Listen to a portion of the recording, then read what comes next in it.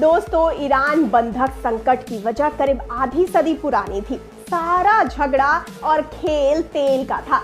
Iran में तेल की खोज होने के बाद वहां पेट्रोलियम भंडारों पर इंग्लैंड और अमेरिका की कंपनियों का कब्जा हो गया था। 4 नवंबर 1979 को उधर शाह न्यूयॉर्क पहुंचे और इधर आयतुल्ला समर्थक आंदोलनकारी छात्र तेहरान स्थित अमेरिकी दूतावास में घुस गए। वहां घुसकर उन्होंने 66 लोगों को बंधक बना लिया। बंधकों में ज्यादातर राजनयिक और दूतावास के कर्मचारी शामिल थे। कुछ ही समय के अंदर बंधकों में से 13 लोगों को रिहा कर दिया गया। बाकी 53 लोग बच गए थे, जिनमें से एक को हेल्थ इशू के कारण छोड़ दिया गया। बाकी 52 लोगों को बंधक बना लिया गया, जो करीब 444 दिनों तक बंधक रहे। आंदोलनकारियों की मांग थी कि अमेरिका शाह को ईरान के हवाले करे। रजा के खिलाफ ईरान के नए लीडर रुहुल्लाह खुमैनी मुकदमा चलाना चाह रहे थे। पहले तो अमेरिका ने कूटनीति से मामले को हल करने की कोशिश की। करीब 6 महीने तक अमेरिका की ओर से कोशिश की गई। अंत में 16 अप्रैल 1980 को अमेरिका के तत्कालीन राष्ट्रपति जिमी कार्टर ने सैन्य कार्रवाई की मंजूरी दी। दोस्तों, योजना के मुताबिक सुरक्षा कर्मियों को मार गिराने के बाद बंधकों को लेकर ईरान के मंजरिया एयरफील्ड पर पहुंचना था। अमेरिकी थल सेना के रेंजर्स को मंजरिया एयरफील्ड पर कब्जा करने की जिम्मेदारी दी गई थी। फिर वहां से बंधकों और अमेरिका की हमलावर टीम को ईरान से बाहर पहुंचाना था। रेंजर्स को वहां रुककर मिशन में इस्तेमाल हुए सभी साजो सामान और हेलीकॉप्टरों को तबाह करना था। मिशन का पहला हिस्सा तो योजना के मुताबिक सफल रहा। पहला MC-130 विमान लड़ाकू दल के साथ पहुंच गया। मिशन के इस्तेमाल होने वाले साजो सामान और ईंधन भी इसके साथ ही डेजर्ट 1 में पहुंच गए थे। लेकिन मिशन की सफलता की कहानी यहीं तक सीमित थी, क्योंकि MC-130 के दूसरे विमान के पहुंचने के बाद सब गड़बड़ होने लगा। थोड़े समय के लैंडिंग क्षेत्र से गुजरने वाले हाईवे पर एक बस नजर आई। चूंकि ये खुफिया मिशन था, इसीलिए मिशन के लड़ाकू दल ने बस को जबरदस्ती रुकवाया और यात्रियों को कब्जे में ले लिया, ताकि मिशन की भनक ईरानी अथॉरिटीज को ना लगे।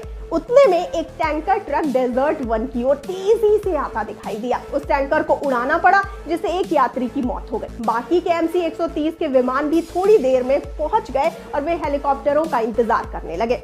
दोस्तों, निमित्त से हेलीकॉप्टरों ने उड़ान भरी, लेकिन रास्ते में एक हेलीकॉप्टर खराब हो गया, जिससे उसे वहीं छोड़ना पड़ा। बाकी के हेलीकॉप्टरों को तेज रतीले तूफान का सामना करना पड़ा, जिससे सारे हेलीकॉप्टर तितर-बितर हो गए और एक फॉर्मेशन में उड़ान नहीं भर पाए। यहाँ आकर एक और हेलीकॉप्टर खराब हो गया, जिसे वहीं छोड़ना पड़ा। सभी हेलीकॉप्टर अलग अलग डेजर्ट 1 में पहुंचे। वे वहां 50 से 90 मिनट देर से पहुंचे। वहां पहुंचने पर एक और हेलीकॉप्टर खराब हो गया, जिसका हाइड्रोलिक सिस्टम खराब हो गया। बाकी बच गए थे 5 हेलीकॉप्टर। इस स्थिति में एक कमांडर ने मिशन को टालने का सुझाव दिया। ऑपरेशन को टाल दिया गया। उसके बाद हमलावर टीम को किसी तरह वापस लाने की योजना पर काम होने लगा। दोस्तों, इस स्थिति में एक और ट्रेजेडी ने अमेरिका सैनिकों को आ घेरा। एक और हेलीकॉप्टर तेज रेगिस्तानी तूफान में कंट्रोल खोने लगा। पायलट ने किसी तरह हेलीकॉप्टर को काबू में करने की कोशिश की। इस चक्कर में हेलीकॉप्टर का मेन रोटर ब्लेड एक EC-130 विमान के विंग रूट से जा टकराया। EC-130 विमान में ईंधन भरा था।